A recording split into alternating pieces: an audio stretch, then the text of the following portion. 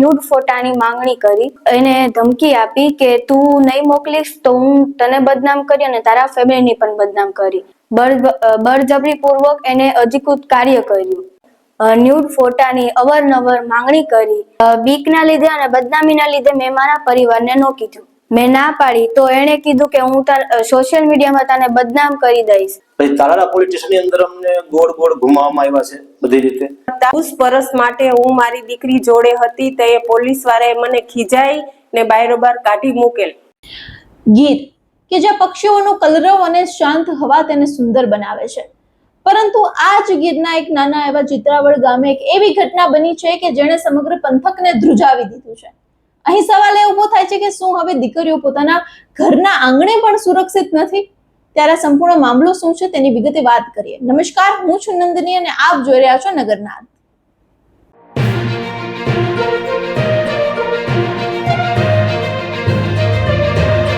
તાલાળા ગીરના ચિત્રાવડમાંથી એક અત્યંત શરમજનક અને હૃદયદ્રાવક વિગતો સામે આવી છે કે જે માત્ર એક 13 વર્ષની દીકરીએ એવા આક્ષેપ કર્યા છે કે તે એક હેવાનિયતનો શિકાર બની છે. આ સાંભળીને કોઈ પણ સંવેદનશીલ માણસનું કાળજું કંપી ઉઠશે. સમાજમાં વધતા જતા દુષ્કર્મના કેસ વચ્ચે વધુ એક દીકરીનું શોષણ થયું છે. ત્યારે આવો સાંભળીએ કે આ સંપૂર્ણ મામલો શું હતો, આ વિગતે દીકરીનું શું કહેવું છે. સોશિયલ મીડિયામાં સ્નેપચેટ આઈડીમાં સેફ ફિરોઝ સમનાણીનો મેસેજ આવ્યો તો મેં રિપ્લાય કર્યો. તો એણે ન્યૂડ ફોટાની માંગણી કરી તો મેં ના પાડી. તો એણે કીધું, એને ધમકી આપી કે તું નહીં મોકલીશ તો હું તને બદનામ કરી અને તારા ફેમિલીને પણ બદનામ કરી. તો પછી જમાતખાનાના ટાઈમે હું એકલી હતી તો એને ઓચિંતાનું એ ઘરે આવી ગયો અને બળજબરીપૂર્વક એને અધિકૃત કાર્ય કર્યું. 2025 12મો મહિનો અને તારીખ 21 થી 22 અને જમાતખાનાના ટાઈમે 20 તારીખ 12મો મહિનો 2025 જમાતખાનાના સમયે હું ઘરે હતી. એણે એકલતાનો લાભ લઈ મારા ઘરે બળજબરીપૂર્વક કરેલ. સોશિયલ મીડિયામાં સ્નેપચેટ માધ્યમથી એનો મેસેજ આવ્યો અરમાનનો અને મેં રિપ્લાય આપ્યો. તો એણે ન્યૂડ ફોટાની અવારનવાર માંગણી કરી તો મેં ના પાડી. તો એણે કીધું કે તું નહીં મોકલીશ તો મને તારી બધી ખબર છે અને સોશિયલ મીડિયામાં તને બદનામ કરી દઈશ. અને માર્ચ 15 ને 2026 હું ઘરે એકલી હતી અને એવી એને જાણ હતી કે હું ઘરે એકલી છું. તો એ ઘરે આવેલ અને બળજબરીપૂર્વક કરેલ. માર્ચ મહિનામાં જે ઘટના બની એ બીકના લીધે અને બદનામીના લીધે મેં મારા પરિવારને ન કીધું. ફરીવાર એપ્રિલની એન્ડમાં ઓચિંતાનો મારા ઘરે આવેલ અને બળજબરી કરેલ. મેં ના પાડી તો એણે કીધું કે હું સોશિયલ મીડિયામાં તને બદનામ કરી દઈશ અને બળજબરીપૂર્વક કૃત્ય કરેલ. આ ઘટના સોશિયલ મીડિયામાં ફોટા વાયરલ થયા બાદ મારા મમ્મી પપ્પાને ખબર પડી. ત્યારબાદ હું, મારા મમ્મી અને મારા પપ્પા તાલાળા પોલીસ સ્ટેશને ગયા અને ત્યાં મારી પૂછતાછ થઈ. પૂછતાછ વખતે 2 પોલીસ હતા અને ત્યાં કોઈ લેડીઝ પોલીસ હતા નહીં અને મારી જોડે મમ્મી હતા. તો પોલીસે રાડ પાડીને કીધું કે તું બહાર નીકળી જા. જેન્ટ્સ પોલીસ હતા અને લેડીઝ પોલીસ ન હોવાથી હું ગભરાઈ ગઈ અને જે મારા ઉપર ઘટના બની એ હું ના કહી શકી.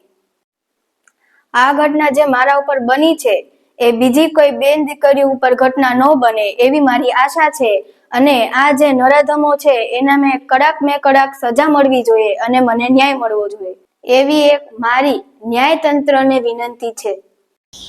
આજના આધુનિક યુગ વચ્ચે જ્યારે દીકરીને આવી રાક્ષસી માનસિકતાનો ભોગ બનવું પડે ત્યારે જો સૌથી મોટો પહાડ કોઈ ઉપર તૂટી પડતો હોય તો એ છે દીકરીના માતા પિતા, જેને દીકરીને તુલસીનો ક્યારો માનીને ઉછેર કર્યો હોય છે. ત્યારે એના ઉપર આવી વિપદા આવે ત્યારે બાપની લાચારી અને માતાનો આક્રોશ કેવો હોય, ચાલો તે જોઈએ કે આ લાચાર મા બાપનું શું કહેવું છે.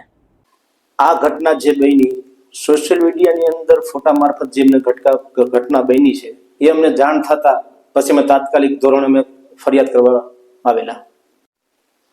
મારું નામ રહીમ સાબુદ્દીન જારિયા, ગામ ચિત્રાવડ. મારી દીકરી સાથે જે ઘટના બની છે તે તાલાલા પોલીસ સ્ટેશનની અંદર મેં 14 તારીખના સાંજના 6 થી 7 ગાળામાં ફરિયાદ લખાવેલી. એ ફરિયાદ અંદર બધું લખાવેલું. પછી બીજા દિવસે અમારી એફઆઈઆર ફાટી 2 દિવસ લેટ કર્યું એ લોકોએ, કેમ કે મને એવી જાણ નથી કે મારી દીકરી સાથે આવું બધું કૃત્ય બની ગયું. પણ મેં મારી દીકરીને અને મારી ઘરવાળીને કહીને અમને બે મા દીકરી જણાવ્યું મને. પછી બાદમાં બીજી ફરિયાદ મેં લખાવી. બીજી ફરિયાદ લખાવવામાં એમાં એની અંદર મેં બધું લખાવ્યું કે મારી દીકરી સાથે આવી આવી ઘટના બનેલી છે અને એ નરાધમો જે કૃત્ય કરી ગયા છે એના માટે જે પગલાં કાયદેસરના પગલાં થાય એ પગલાં લેવામાં આવે. પછી તાલાલા પોલીસ સ્ટેશનની અંદર અમને ગોળ ગોળ ઘુમાવવામાં આવ્યા છે બધી રીતે. પછી અમને એવું લાગ્યું કે અમારે એસપી સાહેબ પાસે જવું પડશે. અમે એસપી સાહેબ પાસે ગયા તો અમને બધી અમે વાત કરી, રજૂઆત કરી તો કાંઈ વાંધો નહીં કે એસપી સાહેબનો ખૂબ સપોર્ટ મળેલો છે અમને. અને એસપી સાહેબે અમને કહેલું કે હું આગળ તપાસ કરાવું અને એસપી સાહેબે આગળ તપાસ કરાવી બી.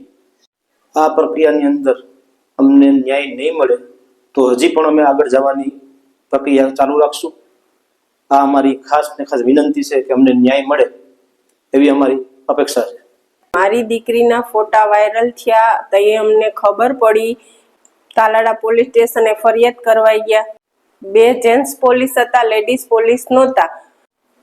બીજે દિવસે અમને નિવેદન માટે બોલાવ્યા ને મારી દીકરી જોડે હતા. પૂછપરછ માટે હું મારી દીકરી જોડે હતી તો એ પોલીસ વાળાએ મને ખીજાઈ ને બારોબાર કાઢી મૂકેલ. લેડીઝ પોલીસ હાજર નહોતી તો મારી દીકરી ગભરાઈ ગઈ. અમે ઘરે આવી ગયા પછી મારી દીકરી રોવા લાગી અને મેં પૂછ્યું કે તું કેમ રો બટા? કે હું 2 જેન્ટ્સ પોલીસ હતા તો લેડીઝ નહોતી એટલે હું ગભરાઈ ગઈ અને હું મારી સાચી હકીકત બોલી ન શકી. આ નરાધમોને સજા મળવી જોઈએ અને મારી દીકરીને ન્યાય મળવો જોઈએ એટલી વિનંતી કરું છું. આ માતા પિતાનો આક્રોશ અને માતા પિતાના આંસુઓ એ માત્ર એક પરિવારના નથી પરંતુ આખા માનવ સમાજના છે. ત્યારે હવે આ સંપૂર્ણ ઘટના એ પોલીસના ચોપડે ચડી છે. ત્યારે સવાલ એ ઉભા થાય છે કે શું હવે પોલીસ નિષ્પક્ષ રીતે તટસ્થ તપાસ કરશે? શું ઊંડાણપૂર્વક તપાસમાં અન્ય કોઈ રહસ્યો કે પછી કિસ્સાઓ સામે આવશે? અને શું હવે આ દીકરીને વહેલામાં વહેલી તકે ન્યાય મળશે ખરા? આજ સમગ્ર સવાલો છે હાલ ગીરના પંથકમાં ગુંજી રહ્યા છે. આ વિશે તમારું શું કહેવું છે, તમારું શું માનવું છે, કમેન્ટ સેક્શનમાં જરૂર જણાવજો.